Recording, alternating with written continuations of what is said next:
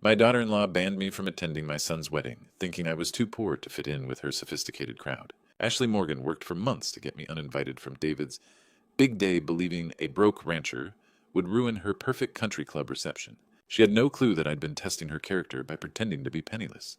The truth, I owned millions in prime Montana ranch land. But when I crashed her wedding and revealed my real wealth, Ashley's breakdown exposed something that shocked everyone in that ballroom. Her confession would prove that this was never about love. It was about something much darker. Let us know in the comments where you're tuning in from and share if you've ever discovered someone's true nature the hard way. Now let me take you back to where this all began. Everything started 3 months ago when my son David brought his fiancée Ashley home to meet me. I had been looking forward to this moment, hoping to connect with the woman who had captured my 30-year-old son's heart. But as she stepped out of David's luxury sedan onto my modest Montana driveway, something in her calculating gaze made me pause. "Dad, this is Ashley," David said nervously. "Ashley, this is my father, James Reed." Her handshake was perfect practice. "Mr. Reed, such a pleasure." But her eyes were already cataloging everything around her, assessing value like an appraiser. As we settled in my living room, I watched her take in the weathered furniture, the simple decorations, the family photos of David and me fishing and camping. When David spoke proudly about our memories together, she would smile politely, but quickly redirect to their urban lifestyle, their expensive tastes. That's when my protective instincts kicked in. Something about Ashley's polished exterior and calculating demeanor triggered an alarm. I needed to know who this woman really was beneath the surface. "Ashley," I said, settling back in my worn chair, "I hope David has been honest about our family's financial situation. I'm afraid I had to sell the family ranch a few years back to pay off debts. These days I'm just getting by on pension and odd jobs." The change was immediate and telling. Her polite smile faltered, replaced by barely concealed disappointment. She recovered quickly, but not quickly enough for a father who had spent decades reading people. "Oh, well, of course that doesn't matter," she said, but her voice had shifted entirely. "Love isn't about money, right?" Yet everything about her body language told a different story. I could practically see her recalculating David's worth, reassessing their entire relationship through this new lens of perceived poverty. David jumped to my defense. "Dad's being modest. He put me through college and law school. He's the most generous man I know." But Ashley's attention had already wandered. She stopped asking about my life, showed no interest in our family history, and began checking her phone frequently. When she did engage in conversation, it was only to steer topics toward David's career prospects and their future plans in the city. The rest of the evening confirmed my growing suspicions. Every interaction felt calculated, every smile seemed forced. The woman who had been charming and attentive at the beginning of our conversation had transformed into someone distant and dismissive, the moment she believed there was no financial advantage to be gained from knowing me. As I sat there watching Ashley check her phone for the third time in 10 minutes, while David tried desperately to fill the awkward silences with stories about his work, I realized my test had worked perfectly, but the results were more troubling than I had hoped. The ranch she assumed I had sold. It was still mine, all 4,000 acres of prime Montana land, worth more than most people see in a lifetime. But more importantly, I now knew exactly what kind of woman was planning to marry my son. Ashley Morgan had just revealed her true character, and sitting there at my own dinner table watching her barely concealed disdain, I understood that this was only the beginning of a much larger problem. But to understand why I felt compelled to test Ashley that evening, I need to take you back 40 years to a time when my world was completely different. Back then, I was a young father of 25, standing in this very same living room, but it was filled with laughter and the chaos of family life. David was just 5 years old, a curious little boy with dirt under his fingernails from helping me tend to the horses. My wife Linda would chase him around the house, trying to clean him up before dinner, her laughter echoing through the rooms. Those were the golden days when our family felt unbreakable. I remember one particular evening in late summer. David had fallen asleep on the couch after a long day of fishing at the creek that runs through our property. Linda and I sat on the porch watching the sun set behind the mountains, her hand in mine. She was beautiful then, not just in appearance, but in spirit, or so I believed. "James," she had said that night, "promise me we'll always have this. Promise me our family will always come first." I squeezed her hand tighter. "Always," I replied, meaning every word. "This ranch, this family, this life we're building together. Nothing will ever come between us and David." How naive I was, how completely unprepared for what was coming. The ranch back then was more than just land and buildings. It was our sanctuary, our legacy. My father had passed it down to me, and I had grand plans to expand it, to make it something David could be proud to inherit someday. Linda seemed to share that vision, at least in the beginning. She would bring David out to watch me work with the cattle, teaching him about responsibility and hard work. "Your daddy is building something special for us," she would tell him, "something that will last forever." But somewhere along the way, things began to change. Linda started spending more time in town, attending social events, making new friends in what she called more sophisticated circles. She began to view our simple ranch life as beneath her growing ambitions. The first signs were subtle. Comments about how isolated we were, how limited our social opportunities seemed, compared to the lawyers and business people she was meeting. She started pushing for us to move closer to the city to sell the ranch and upgrade our lifestyle.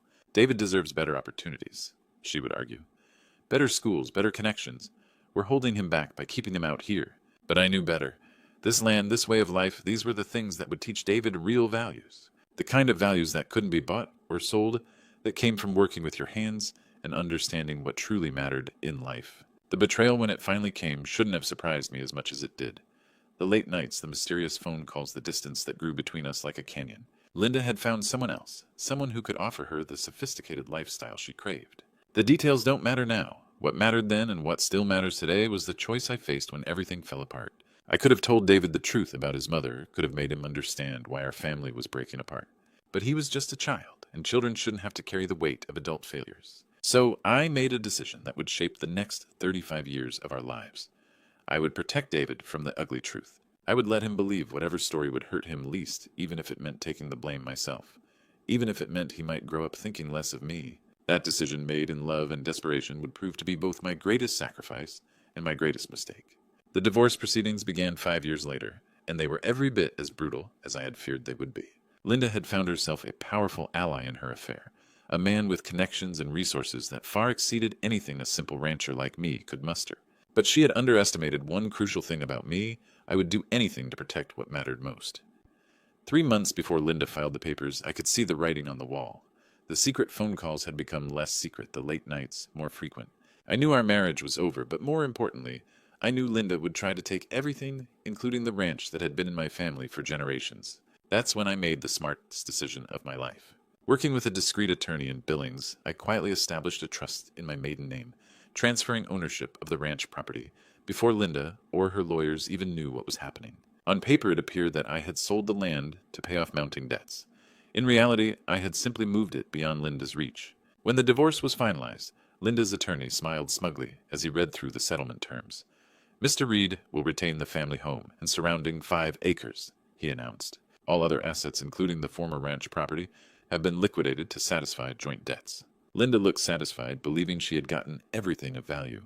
What she didn't know was that those liquidated ranch assets were still mine, protected in a trust that would ensure David's inheritance remained secure, no matter what happened to our broken family. But Linda's victory in court was just the beginning of a much longer campaign. Having won legal custody arrangements that gave her significant influence over David's upbringing, she began a systematic effort to poison his mind against me. "Your father chose that old ranch over his family," she would tell 10-year-old David during his weekend visits with me. "He cared more about those cows and horses than he did about us." When David would return from his mother's house, I could see the confusion in his eyes. The easy affection we had shared was being replaced by doubt, by questions he was too young to understand, but old enough to feel. "Dad, why didn't you fight harder to keep us together?" he asked me once, his voice small and hurt. How could I explain to a child that I had fought, but not in the way he could see? How could I tell him that every month, when I quietly paid the property taxes on land he believed was gone, I was fighting for his future? How could I make him understand that sometimes love means taking the blame to protect someone from a truth that would destroy them? Instead, I pulled him close and said, "Sometimes grown-up problems don't have easy answers, son, but I want you to know that I love you more than anything in this world." As the years passed, Linda's influence grew stronger. She remarried a successful businessman who could provide David with private schools, expensive clothes, and connections that my simple ranch life never could. She painted a picture of me as a stubborn old man who had chosen isolation over family, poverty over progress. By the time David reached his teens, our relationship had become strained and formal. He would visit the ranch out of obligation rather than joy, spending most of his time on his phone or counting the hours until he could return to his mother's more exciting world. The irony was devastating. The ranch I had sacrificed everything to preserve for David had become in his eyes the symbol of everything that was wrong with his father. The land that represented our family's legacy had become the barrier between us. But I held on to hope that someday when David was older and wiser, he would understand what I had done and why. Someday he would see that every sacrifice had been made out of love, even if that love had been invisible to him. I never imagined that understanding would come through someone like Ashley Morgan, or that the truth would emerge in such a painful way. But sometimes life has its own plans for how justice gets served. Now, with that painful history weighing on my mind, the events following that dinner, 3 months ago took on an even darker significance. What I witnessed over the next few weeks confirmed every suspicion I had about Ashley's true character. The change in her behavior was immediate and brutal. Within days of that first meeting, Ashley began what could only be described as a systematic campaign to erase me from David's life. It started with the phone calls. David used to call me every Sunday evening, a tradition we'd maintained for years. But suddenly those calls became sporadic, then rare. When I did manage to reach him, Ashley's voice could often be heard in the background, making comments just loud enough for me to hear. "Tell him you're busy, honey. We have that dinner with the Hendersons tonight. David, the Morrisons are expecting us at the yacht club. We can't be late. Remind your father we won't be able to visit this month. My parents are taking us to Aspen." Each excuse was delivered with surgical precision, designed to emphasize the sophisticated life they were building together. A life that clearly had no room for a supposedly broke rancher from Montana. The few times David did visit over those weeks, Ashley's influence was painfully obvious. He would arrive alone, explaining that Ashley had prior commitments or work obligations. But when he did talk about her, his language had changed. "Ashley thinks I should have focused more on networking with the senior partners," he would say, avoiding my eyes. "She's right that I need to be more strategic about my career. Ashley says successful people surround themselves with other successful people. It's about maintaining the right image. Ashley believes that sometimes you have to make difficult choices about how you spend your time and energy." Each statement felt like a nail in the coffin of our relationship. My son was parroting Ashley's philosophy of life, one that measured human worth by bank account balances and social connections. The most painful moment came during his last visit before everything changed forever. We were sitting on the porch watching the sunset over the mountains, when David suddenly turned to me with an expression I'd never seen before, a mixture of pity and embarrassment. "Dad, I've been thinking. Maybe it's time you considered moving closer to town. This place is so isolated, and at your age, living alone out here." He trailed off, unable to finish the thought. "You think I should sell the house?" I asked, though I knew this wasn't his idea. "Well, yeah. Maybe get a small apartment in Billings or somewhere with more services. You could be closer to people and have more social opportunities. Ashley knows a great real estate agent who specializes in helping seniors downsize." There it was. Ashley had convinced my son that I was not just poor, but pathetic. A lonely old man who needed to be managed and contained, kept at a safe distance from their upwardly mobile lifestyle. As David drove away that evening, I realized that Ashley Morgan had accomplished something I never thought possible. She had turned my own son against me without him even realizing what was happening. But what Ashley didn't understand was that she had also given me something invaluable, absolute clarity about who she really was and what needed to be done about it. The breaking point came 2 weeks later with a phone call that would change everything between David and me forever. It was a Tuesday evening when my phone rang. David's voice sounded strained, uncomfortable, like he was reading from a script he'd rather not be delivering.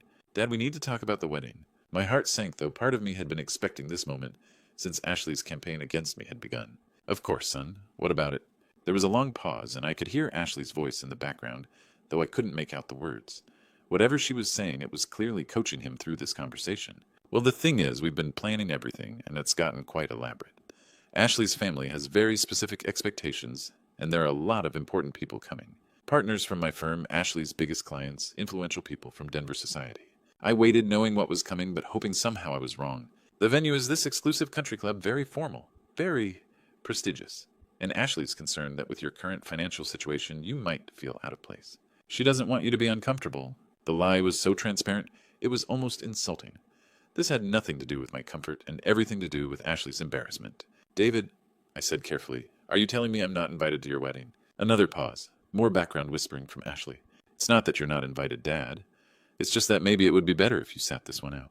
Just this once. We can have a nice dinner together afterward, just the three of us somewhere more casual." The words hit me like a physical blow. My only child was uninviting me from the most important day of his life because his fiancée was ashamed of my supposed poverty. "I see," I managed to say, my voice steady despite the rage building inside me. "And this is what you want, David? Or is this what Ashley wants? Dad, please don't make this harder than it has to be. Ashley's right that it would be awkward. All these successful people, and then..." He couldn't even finish the sentence. "And then your poor, embarrassing father showing up to ruin the perfect image. That's not what I meant. Isn't it?" The silence stretched between us, filled with 30 years of love and sacrifice that Ashley had managed to poison in just 3 months. Over the following days, the wedding preparations became a constant reminder of my exclusion.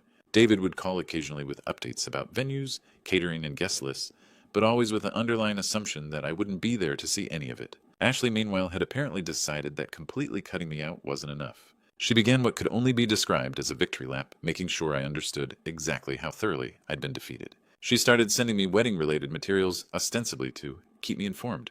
Invitations addressed to the Reed family that I wasn't invited to attend. Photos of venue options that I'd never see. Menu selections for meals I wouldn't be eating. The cruelest touch was a formal wedding invitation that arrived in my mailbox, beautifully embossed and elegant with my name printed in gold lettering. Inside a handwritten note from Ashley, "Thought you'd like to see how it turned out. Wish you could be there. A." That night, sitting in my father's chair with that mockery of an invitation in my hands, I made my final decision. Ashley Morgan wanted to play games about money and social status. She wanted to judge people by their bank accounts and exclude them based on perceived wealth. Fine. It was time she learned exactly who she was dealing with. I picked up the phone and called my attorney. It was time to prepare for the most important revelation of my life. The wedding day arrived with perfect Colorado weather, and I had spent weeks preparing for this moment. My attorney had helped me gather all the necessary documentation that would prove beyond any doubt who I really was. Getting into the Riverside Country Club wasn't as difficult as Ashley had probably hoped. I simply waited until the reception was in full swing, when security was focused on managing the crowd, rather than checking every face. A $20 tip to the valet got me directions to the service entrance, and a confident walk through the kitchen staff areas got me into the main ballroom. The reception was everything Ashley had dreamed of. Elegant, sophisticated, and filled with exactly the kind of influential people she wanted to impress. Denver society's finest were all there, champagne glasses in hand, celebrating what they believed was a perfect union. I moved through the crowd quietly until I spotted David and Ashley near the head table, surrounded by well-wishers and photographers capturing their perfect moment. It was time. I approached the microphone that had been set up for toasts and wedding speeches. The band noticed me first, unsure whether to stop me, but I moved with such confidence that they assumed I belonged there. "Ladies and gentlemen," I said, my voice carrying clearly across the ballroom, "if I could have your attention for just a moment." The crowd gradually quieted, turning to see who was speaking. David's face went white when he spotted me.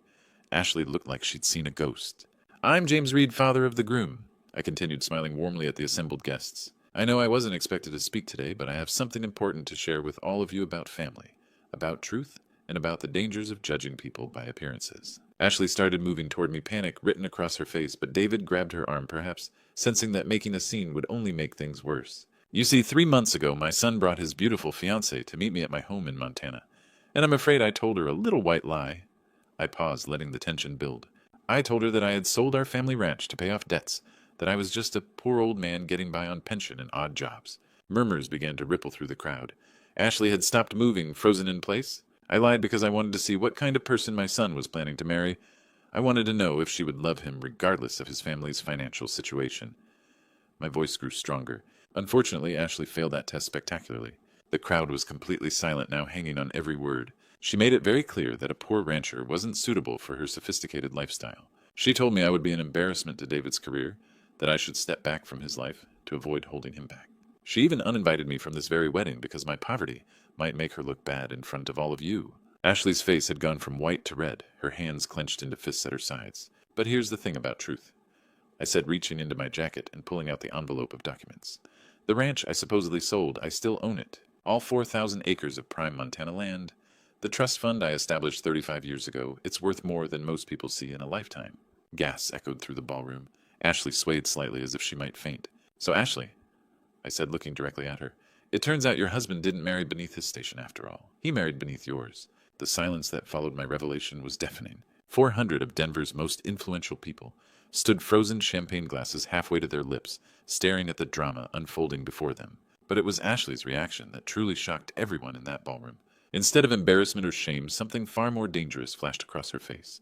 Pure, undiluted rage. The carefully constructed mask of sophistication that she had worn for months cracked completely, revealing something ugly and twisted beneath. "You think you're so clever, don't you?" she screamed, her voice cutting through the silence like a knife. "Standing there with your little gotcha moment, your pathetic test." David stepped toward her, clearly alarmed by the venom in her voice. "Ashley, please, let's just—" No, she whirled on him, her eyes blazing. "I'm done pretending. I'm done playing the sweet, innocent fiancé who just happened to fall in love with your precious son." The crowd pressed closer, sensing that something far more dramatic than a simple financial revelation was about to unfold. Just then, the ballroom doors opened, and a woman in an elegant navy dress hurried in, clearly having arrived late. Linda Reed moved quickly toward the reception area, her heels clicking on the marble floor, when Ashley's voice rose to a shriek that stopped her dead in her tracks. "You want the truth, James Reed. Here's your truth. I didn't meet David by accident at some charity gala. I sought him out deliberately. I researched him, studied him, planned every single encounter because I knew exactly who his family was. Linda's face went white as she recognized something in Ashley's voice, something that triggered a memory from decades past. David's face went ashen. What are you talking about? I'm talking about revenge. Ashley's voice rose even higher, tears of rage streaming down her face. I'm talking about 35 years of planning. I'm talking about payback for what that woman over there did to my family. Ashley's finger pointed directly at Linda, who stood frozen in the doorway, her hand clutched to her chest. That's right. Ashley continued, her carefully applied makeup running in black streaks down her cheeks. I'm Ashley Morgan. Robert Morgan was my father, the man your whore of a mother seduced and destroyed 35 years ago. The words hit the room like a physical explosion. Gasps and cries of shock erupted throughout the ballroom. David looked like he'd been struck by lightning. Linda swayed against the doorframe, her face a mask of horror and recognition. My father loved Linda Reed with everything he had. Ashley screamed, turning to stare directly at the woman who had destroyed her family. She promised him they'd be together, that she'd leave James for him. But when push came to shove, she chose your money, your ranch, your respectable life over him. Linda's lips moved soundlessly, her eyes wide with the terrible realization of who this young woman really was. The little 5-year-old girl she had seen in Robert's photographs, now grown into an instrument of vengeance. My father never recovered. Ashley's voice cracked with decades of accumulated pain. He drank himself to death within 2 years, and my mother followed him 6 months later. I was left with nothing but their debts and the story of how Linda Reed destroyed our family. She turned back to David, her face twisted with hatred. So yes, I planned this. Every smile, every kiss, every I love you was designed to get me close enough to destroy your family the way mine was destroyed. I was going to marry you, take half of everything in the divorce, and leave you broken and alone, just like my parents died. The ballroom erupted in chaos. Some guests were backing toward the exits. Others were pulling out phones to record the spectacle. David stood frozen in the center of it all, his world crumbling around him. Linda took a shaky step forward, her voice barely a whisper, but somehow carrying in the sudden hush. Ashley, little Ashley, Morgan. Oh my God, what have I done? But Ashley wasn't finished. She turned back to me, her voice dropping to a venomous whisper that somehow carried to every corner of the room. The only thing I didn't count on was you being rich, you old fool. I thought I'd be taking pennies in revenge. But this? She gestured wildly at the opulent surroundings. This makes it so much sweeter. Your son married his father's destroyer's daughter, and there's nothing any of us can do about it now. With that final devastating revelation, Ashley Morgan collapsed into a chair, her wedding dress pooling around her like spilled milk. Her perfect day transformed into the nightmare she had always intended it to be. Linda stood paralyzed in the doorway, staring at the broken young woman who had once been an innocent child, caught in the wreckage of adult mistakes, now grown into the architect of a revenge 35 years in the making. In the chaos that followed Ashley's confession, security cleared the ballroom as guests fled in shocked whispers. But in the eye of that storm, 4 people remained: a broken young woman, a devastated son, a guilt-ridden mother, and an old rancher who understood that revenge never heals the wounds it promises to cure. David sat slumped beside Ashley, his head in his hands. His wedding day, his marriage, his entire understanding of love had been shattered in 10 minutes. Linda stood frozen, tears streaming as she stared at the young woman whose life her choices had destroyed decades ago. Ashley broke the silence first, her voice small and broken. I'm sorry. This isn't who I wanted to become. I walked slowly to where she sat, seeing past the hatred to the frightened little girl who had lost everything at age 5. Ashley, what your father went through was real pain, but turning that pain into revenge hasn't brought them back, has it? I know, she sobbed. For 30 years, every day I woke up angry. Every day I planned how I would make the Reed family pay. Linda stepped forward shakily. Ashley, what happened with your father? I was young and selfish. Robert was a good man who deserved better. Ashley looked up, war between hatred and grief in her eyes. He loved you. Even when he was dying, he kept your picture. Linda's sob echoed through the empty ballroom. I'm so sorry for what my selfishness cost your family. David finally looked up, his face aged by revelation. So where does that leave us? Our marriage is built on lies. Ashley turned to him with genuine emotion. Not everything was fake, David. Somewhere along the way, I did fall in love with you. That wasn't part of the plan. How can I believe anything you say now? You can't, Ashley admitted. But those moments when I wasn't thinking about revenge, when I was just with you, those were the happiest I've had since I was 5. I looked at these 3 broken people and realized this moment would define their futures and the legacy I wanted to leave. David, I said 35 years ago I protected you from painful truths, thinking I was doing right, but I only allowed those truths to fester. I turned to Ashley, and you've spent 30 years letting pain turn to poison, but you're not defined by what was done to your family. I took a deep breath, feeling the weight of years and wisdom. Here's what I propose. Ashley, your marriage certificate is legal, but doesn't have to define your future. You and David need time to figure out if there's anything real to build on. I pulled out my phone and made a note. I'm going to establish a foundation in Robert Morgan's name funded by ranch profits. It will help children who've lost parents to addiction and depression. Ashley's eyes widened. You would do that for my father? I would do that because pain shouldn't be inherited by the next generation. Your father's death was a tragedy, but it doesn't have to be your defining story. Linda stepped forward. I want to contribute to that foundation. It's the least I can do. Ashley looked at her for a long moment, then nodded slowly. He would have liked that, helping other children. David stood up, looking between his wife and family. I don't know if we can make this work, Ashley, but I'm willing to try counseling if you are, to see if there's something real underneath the lies. I'd like that, Ashley whispered. I'd like to try being the person I was before all the anger took over. The four of us stood in that empty ballroom, surrounded by remnants of a wedding that had become something else entirely. Not a celebration, but perhaps the beginning of healing 35 years overdue. As we walked toward the exit together, I realized that sometimes the most powerful stories aren't about perfect families, but about broken people finding courage to forgive and start again. The ranch I had protected for 40 years would now serve a purpose greater than family legacy. It would help heal wounds like the ones that had torn our families apart, ensuring that other children wouldn't grow up carrying the poison of unresolved pain. Before we leave, tell us where you're tuning in from. And if this story touched your heart, make sure you're subscribed, because tomorrow I've got something extra special lined up for you. Sometimes the greatest inheritance we can leave isn't money or land, but the wisdom to choose healing over hatred, forgiveness over revenge. This story teaches us that betrayal stories often hide generational wounds, but God's grace transforms even the darkest revenge into redemption. James's journey shows that true strength comes from forgiveness, not wealth or status. Like the best grandpa stories, this tale demonstrates how one person's wisdom can break cycles of pain. When Ashley's betrayal shattered his family, James chose compassion over bitterness. As Scripture reminds us, we must forgive as God in Christ forgave us. Betrayal stories reveal that hurt people hurt people. Ashley's 30-year quest for revenge stemmed from childhood trauma, but James's forgiveness created space for healing, showing how God works through broken situations for his perfect will. The most powerful grandpa stories aren't about perfect families, but flawed people choosing love over hatred. James's decision to honor Robert Morgan through the foundation proves how the Lord uses our pain for purpose, working all things together for good. These betrayal stories teach that forgiveness doesn't excuse wrongdoing, but frees us from resentment's poison. When we trust God's justice, we can extend mercy to others. Grandpa stories remind us that legacy isn't what we accumulate, but the love we leave behind. James protected his ranch for 40 years, but his greatest gift was teaching his family to choose healing over hatred. What betrayal have you chosen to forgive? Share your story in the comments below. Subscribe for more inspiring grandpa stories, and ring that notification bell so you never miss tales that touch hearts and strengthen faith through God's amazing grace.